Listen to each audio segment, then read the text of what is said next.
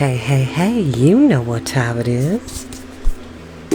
Gotcha. Get into it, lovelies. Get into it. We're back. Welcome back to Storytime with Chris. As I always say, you don't have to watch these stories when they go live. You're more than welcome to watch them in your downtime, nap time, max relax and chillaxing time, in between time, mean time, scheme time, study time, break time, in between time, CP time, any time that you want to hear a highly animated voice bring you wonderful stories of magic, fantasy, science fiction, adventure, and many, many more in between. Hi, y'all. Welcome back. After today, we only have one more chapter of the Return to the 100-Acre Wood, and honestly, like I said yesterday, this has been quite a treat. It's been very fun, and I'm glad I got a chance to read it to you all.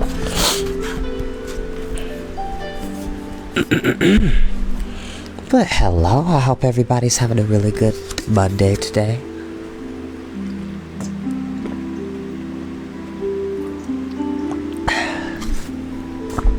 You know, I've never been the type of person who dreads Monday like just another manic Monday. Do. I wish it were a Sunday. No, I don't think about it like that. My philosophy is your day is as good as you allow it to be. Sure, there are things that may happen that are outside of your control and, you know, can be a bit stressful or inconvenient. But if you allow those things to hamper your happiness and joy for the day, then you're giving something or someone a little bit too much power over who you are as a person. You dictate your life and how your day goes.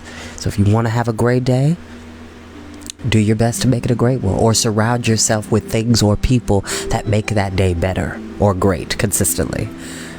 It's easier said than done, but truthfully, if you look down to it, something like the simplest thing, like playing Uno with friends, or playing Yu-Gi-Oh, or playing video games, or reading a novel, or reading a comic, or picking up the newspaper, or looking at an article.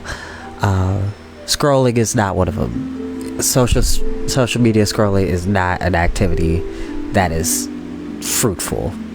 It's a distraction, yes, but you're not really doing much. So do things that are simple, but like engage your spirit and your brain. You know, whether it's coloring books, or drawing, or painting, or charcoal drawing, or chalk drawing, fishing, which I love, horseback riding, or bike riding, or hiking, or rock climbing, or skipping rocks, or flower picking, or taking pictures of landscapes or people. Do things that you know will make you feel good all of the time, not just some of the time. So I just wanted to say that because everybody always dreads about Monday, but I love Monday. I look forward to it. Ooh, this hair is getting long, but I love it. And no, I don't own the music that you're listening to in the background. So, without further ado, let's go ahead and begin. Chapter 9, in which Tigger dreams of Africa. Eeyore, the old grey donkey and ex-headmaster, had been working on his letters with the aid of broken sticks. He was now expert at the straight letters like A and E and F and H, but needed to find bendy sticks for the curvy ones like C and R and S. "Then you can't make Christopher Robin," said Piglet, and added after a moment's thought, "or Piglet." "Oh, Eeyore," said Eeyore. "Can't make anything. Except the. What good is the without something to come after it?" "None at all," said Piglet, who had come to see Eeyore just in case he hadn't heard Pooh's cricketing hum. Eeyore looked down at Piglet's feet. "I do appreciate this kind visit," he said, "but I'll thank you for not standing on my thistle patch. I'm running short." "Should I help you look for some more?" "If you have nothing better to do, Piglet. Old thistles are fine if you've got the teeth for 'em, but for crunchiness and fullness of flavor, there's nothing to beat a patch of young thistles with the purple flowers still on them. What's more, little Piglet, they are a cure for aches and pains." "Do you have some of those then, Eeyore?" "After being wicket keeper, what can you expect?" Just then, Lottie, who had been teasing the trout in the stream, which was sparkling and fresh again after a summer storm, joined them. "Fine morning," she said pleasantly. "No," said Eeyore, "it wasn't then, and it isn't now." Don't mind him, said Piglet. He's out of thistles, Lottie. "Is that all? I know where the best thistles are. Would you like me to take you there, Eeyore?" As they walked through the forest carrying paper bags, a stripy thing bounced up to them. Good morning, Tigger, said Piglet nervously. "No," said Eeyore, "it wasn't. Now it's getting worse." "Hello, Piglet. Hello, Eeyore. Hello, Lottie," cried Tigger. "What are you all up to?" We're looking for thistles for Eeyore's aches and pains, said Piglet. "Could you not limit yourself to small bounces?" Lottie asked. "Very small bounces," Eeyore warned. like this, said Piglet. He did a small bounce to show Tigger what he meant and tripped over some bindweed. The four of them set off. On their way, they met Kanga and Roo, who were enjoying the air after the storm, and the whole party headed into a cluster of trees. Just inside, they passed a clump of blackberry bushes, heavy with succulent berries. "Those are blackberries," said Lottie, "best in a pie with short crust pastry and custard." "Tiggers like blackberries," said Tigger after tasting one. "Well, be careful, Tigger," warned Kanga. "Only eat the black and juicy ones, and don't eat too many." Tigger tasted several and then grabbed a whole pawful and then another, and then another.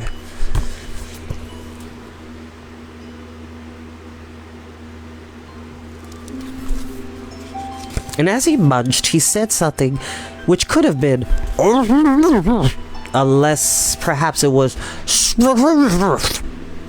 After a few swallows, Tigger beamed broadly and said, "Tiggers like blackberries very much," with which he grabbed another pawful.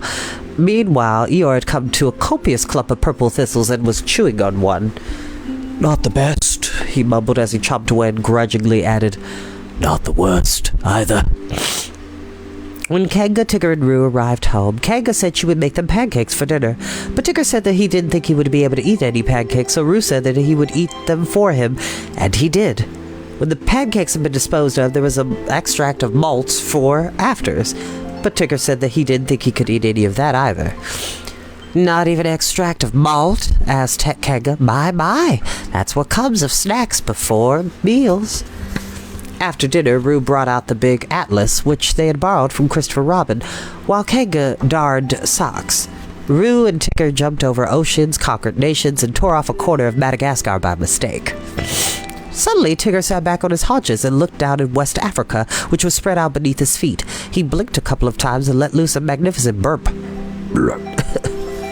"Tigger, dear," said Kanga, a little less mildly than usual. Roo started to giggle, then looked more closely at Tigger. Are you all right? He asked. "Never better," said Tigger, burping again, looking startled. "What's that country?" Looking over Tigger's shoulder, Kanga identified it. "That's the Ivory Coast." Ivory Coast, murmured Roo. Sounds lovely. Tigger said, "I was just wondering, where do I come from?" "Don't you remember?" asked Kanga. "Now you've come to mention it, I do. I remember a forest with trees much taller than the ones in the 100-acre wood, and monkeys. I'm sure I remember monkeys. At least, I think I'm sure."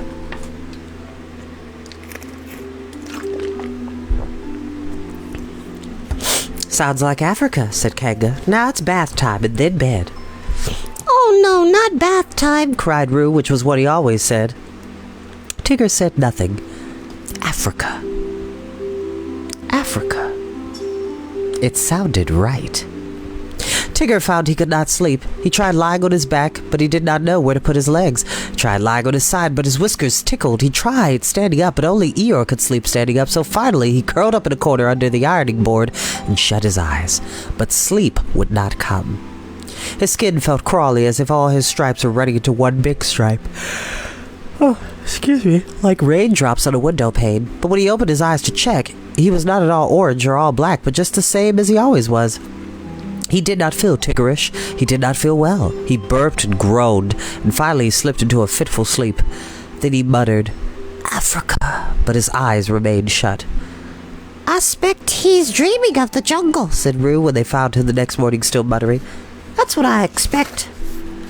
At midday, Kanga sent Rue with a message to Christopher Robin's house.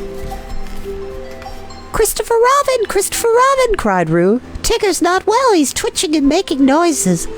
What sort of noises? Rude ones, mainly. It's probably influenza, said Christopher Robin. He had had it himself, and Matron had said to keep him warm and drink lots. So he made a thermos of hot cocoa and took it around to Kanga's house, along with a blue blanket that had a silky bit around the edge. But I don't think he's cold, said Rue. At least he doesn't feel cold. When Christopher Robin put the blanket over Tigger, he kicked it off, and when he poured out a mug of hot cocoa, Tigger sent it flying all over a woolen rug, which a cousin of Kanga's had crocheted and sent her for Christmas. Yes, something's not right here. Something is not right.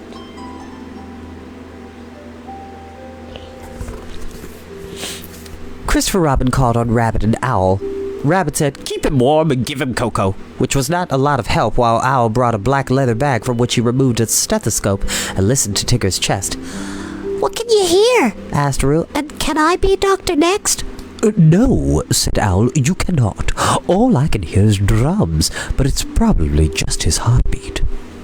Tigger rolled his eyes and his tail stuck straight out behind him. Just then Pooh arrived clutching a pot of honey. "Do you think Tigger would like this?" he asked. Tiggers don't like honey, said Piglet. "I had forgotten," said Pooh, and he smiled a small, relieved smile. That night and all the next day, Tigger lay under the ironing board muttering to himself, watching over by each of his worried friends in turn. Then on the third day, when Rabbit was checking the tidiness of Kanga's cupboards while her back was turned and going, Tigger got up and slipped outside. "Poor Tigger," said Christopher Robin. "I wonder where he thinks he's going." "To Africa, perhaps," said Pooh. Rue asked, "Which way is Africa?" But nobody seemed to know.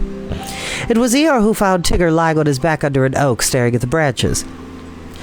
"Africa," Tigger muttered reproachfully at the tree. Eeyore lifted him gently onto his back and brought him home. "I was not always very kind to him," the old donkey admitted inside. "If only he hadn't bounced." "He's still not well," said Piglet. "Look at how loose his skin is." This was true. Tigger's skin appeared to be several sizes too large. "His tongue is not a good color," said Lottie. "I am not sure what color it is meant to be, but I don't think it's that color." "It's meant to be tongue-colored," Owl suggested. "And it is not the color a tongue goes after it has eaten too many blackberries." "Unripe, unwashed, and without custard," added Lottie. "I've been thinking," said Christopher Robin, "if I were poorly, what would I want most?" "To be well again," said Pooh. "Yes, Pooh, but what else? I think I should like to be surrounded by friendly and familiar things." "But he is," said Pooh. "If he's decided he's African." "If he's decided he's African," Owl said reasonably enough, "we can't carry him to Africa. He's too heavy. Unless Eeyore—" "Certainly not," said Eeyore. "I wonder," said Christopher Robin, "since we can't take him to Africa, and I wonder whether we could bring Africa to him."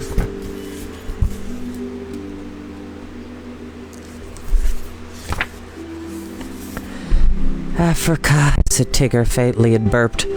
Tigger lying in his favorite corner, restless and twitching still, but in a kind of half-slumber. All around him the others had been busy, and now they were putting the finishing touches to what Christopher Robin had proposed. At first Tigger was aware of a gentle drumming. Was it in his heart? No, it was coming from outside him. He opened his eyes. Where on earth could he be? Above him was a canopy of lush green branches, and around him were swaths of ferns and mosses. Water was dripping from the leaves, and it was hot and steamy. There was even a hissing of snakes. "Where am I?" asked Tigger in wonderment. Could I really be in Africa?"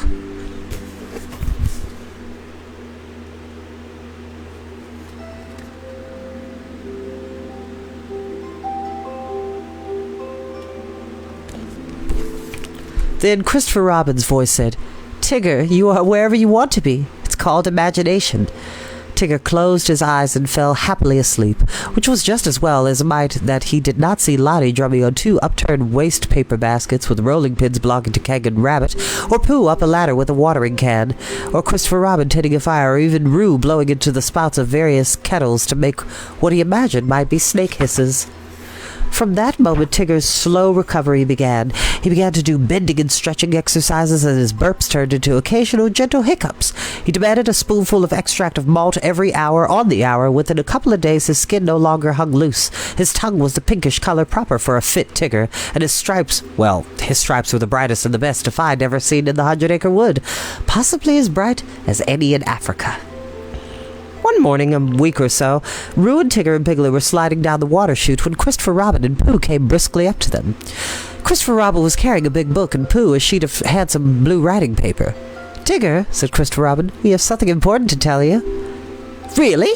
said Tigger, and splashed water over Roo, who splashed water over Piglet, who splashed water over Tigger. "What's that?" "You ought to be sitting down," said Christopher Robin.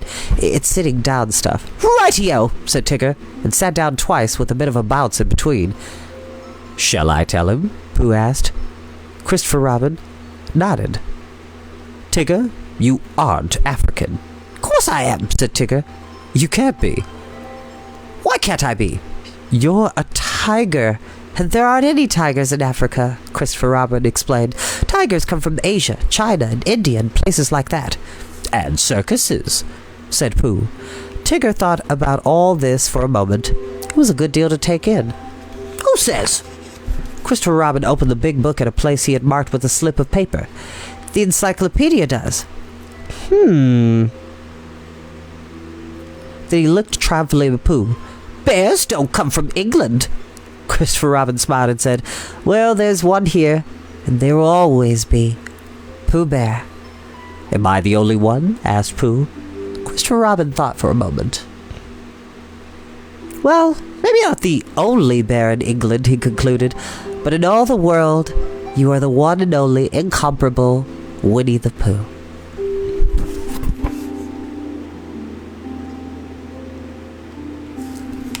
And that is where we will end for today. And we have one more chapter.